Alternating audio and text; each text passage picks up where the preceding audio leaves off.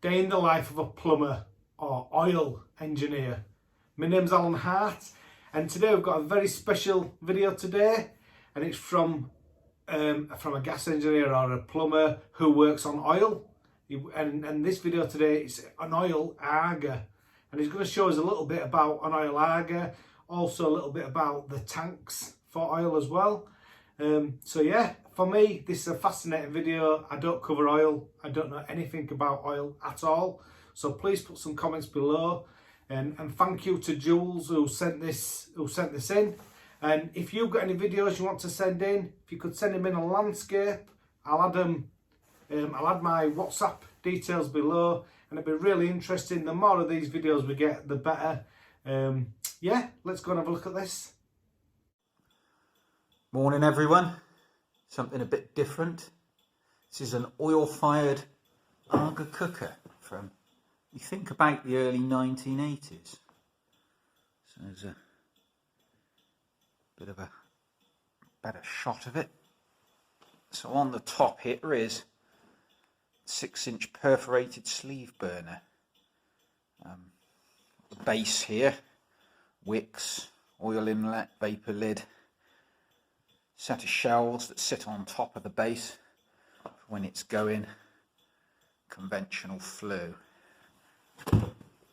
Burner lives down in the bottom here, down in this hole, with an oil inlet, old-fashioned Ranco start, and then round on the side here, oil float control, KBB fire valve on the inlet to the oil. And that feeds round to that inlet down into the burner. Something you might not see much of. Quite a few of them around years ago. Not so many now. Tends to be more of a specialist thing. Not so much the knowledge to fix and repair them there once was. A lot of the old boys have gone on. So it's only the old boys like me now. Anyway, hopefully something different for you. So here we go, burner back in the hole, all primed up, ready to light up the wicks. So here we go, round two. So what I'm doing now is lighting up the outer wick through the lighting port on the front there. And that's away. Most important, shut the lighting port down. And there it goes. Now we can put the outer door back on. You might be able to just see through the little window in there. She's away. And now we got to wait for 15 minutes or so for that to settle down, and just to check, turn it down to a low fire, check it stabilises. You can then do a spillage test and walk away with it with some confidence. Little plaque on there: do not relight the burner when the cooker is hot. Most important, because then your cold oil goes into a hot burner and it will vaporise and flash up. When I was an apprentice back in the day, I saw one of the blokes I worked with lose his eyebrows and half his beard for that.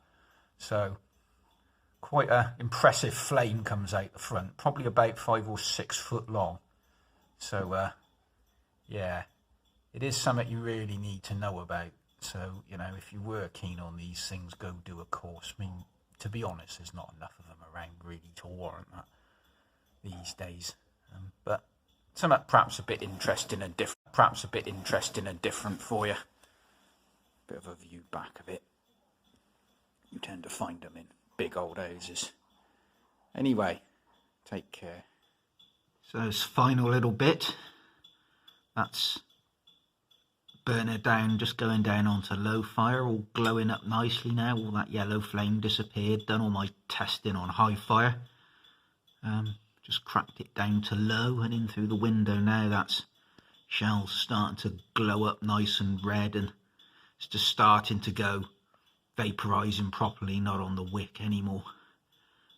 Takes about 45 minutes to, or can do, to get up to that. This one's got quite a tall chimney on it, draws well, gets going quite well, so found with this one over the years he goes much quicker. So I hope that's interesting. Final little bit. See you again. So here we are, by popular request for Alan, oil storage tank. Just a quick inspection of this on a service. Not changing the filter this time. I was out to the AGA for his 6 months service earlier on in the year and did the filter then, so I don't need to do it this time. Filter unit, combined shut off and filter down at the bottom there, Atkinson unit, 3 supplies off, got an AGA and 2 house boilers. Sight tube for measuring the oil in the tank. Just looking for cracks on the tank, having a look around it. So you know it's this one, I've looked at it before, so I know it's on a proper base, got to be 300mm all the way around the tank. The base larger to support it and for fire. Fill point up on the top. Breather at the other end. Around. Look out around that breather. Around the tank, just looking for cracks. Always important to have a look around because plastic tanks are notorious. They crack in the webs and split, and that's a nightmare then. Pollution and everything else. So old metal tanks far better in my opinion. And macabre collection of skulls, lovely. Anyway, cheers. Thank you very much for that. If you've got any questions, please ask them in the comments below. Fascinating video. I'd love to, if anybody else has got any that does out with oil or AGAs or oil boilers or anything like that, please send them in. I find it fascinating. It's yet to see what the viewers think, but I actually find it fascinating, so I will upload it. So yeah, thanks again and thanks very much. And if you like this type of video, please click the thumbs up, subscribe, yeah, comment, share, all that good stuff. Couldn't think then for a minute. Yeah, thanks for watching.